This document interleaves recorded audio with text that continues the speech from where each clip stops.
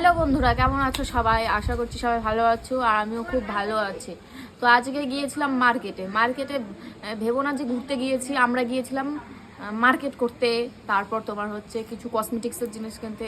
Minimum 2 বছর ধরে কসমেটিক্সের জিনিস কিনি না। হ্যাঁ, তারপরে হচ্ছে তোমার ব্যাংকে গিয়েছিলাম, অঞ্চলে গিয়েছিলাম, তারপরে কি বলে বিডিও অফিসে গেলাম। আমি জানতাম যে হচ্ছে সেকেন্ড শুক্রবার হচ্ছে তোমার সব কিছু বন্ধ থাকে। আবার ভাবলাম একটু ফোন করে শুনি, তাই ভাবলাম থাক থাক, যা হবে হবে, দেখা যাবে। এবার গিয়ে দু বোন আসছি, এসে দেখি সব কিছু বন্ধ। তো ভাবলাম ঠিক আছে, তাহলে চল মলে, শপিং মলে ঢুকি।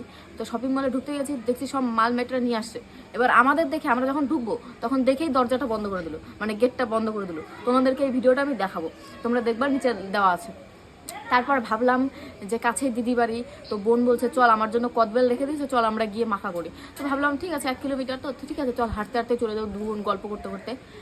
তো তখন বললাম যে ঠিক আছে, সব কিছুই তো কপালে খারাপ হলো আজকে, তাহলে তুই ওকে ফোন করে শোন যে ও বাড়িতে আছে কিনা। এবার ও দিদিকে ফোন করলো, দিদি কথা বললো, দিদি বাড়িতে আছে। এবার ফোন করে শুনছে যে সবই ঠিক ছিল।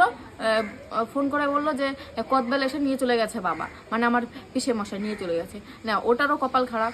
ঠিক আছে, তারপরে ওইখান থেকে আবার ঘুরে গেলাম অন্য আর একটা মলে। ওইখানেও দেখছি মানুষজন নেই, ফাঁকা। ঠিক আছে, যাবোই না, চল। এবার চলে আসলাম, এই যে এইখানে দেখতে পাচ্ছ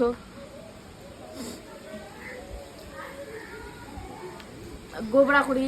কে কে চেরো পাকুয়া গোবরাগুড়ি, আর কার কার ভালো লাগে গোবরাগুড়ি মেলা, কার কার ভালো লাগে, আর কিছুদিন পরে মেলা, আর কে কে মেলা দেখতে চাও কমেন্টে জানিও। আর কপাল খারাপ হয় যেদিন, সেদিন সব থেকে কপাল খারাপ। যাই হোক, দেখা যাক এরপর আমরা কী করি। তোমার হচ্ছে বিরিয়ানি খাবো নাকি। তারপরে তো তোমার পেয়ারা মেখা খেয়ে নাজেহাল অবস্থা, পেটে ব্যথা। ভাবলাম ঠিক আছে, টাইম পাস করি এখানে গিয়ে।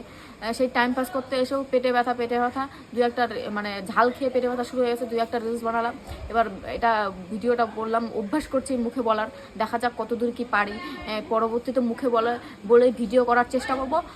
তোমরা পাশে থেকো, ও ভালোবেসো। তোমাদের ভালোবাসা ছাড়া সব কিছুই অসম্ভব। তোমাদের সাপোর্ট চাই প্রচুর প্রচুর পরিমাণে। আর তোমরা কিন্তু হতে পারে আমার অনেক ফলোয়ার্স হয়ে গেছে, কিন্তু ভিউজ যাচ্ছে না। তোমাদেরকে ভিউজ টানতে হবে, শেয়ার করতে হবে, সাবস্ক্রাইব করতে হবে, ইউটিউবে, ফেসবুকে, ইনস্টাগ্রামে, সব জায়গায়।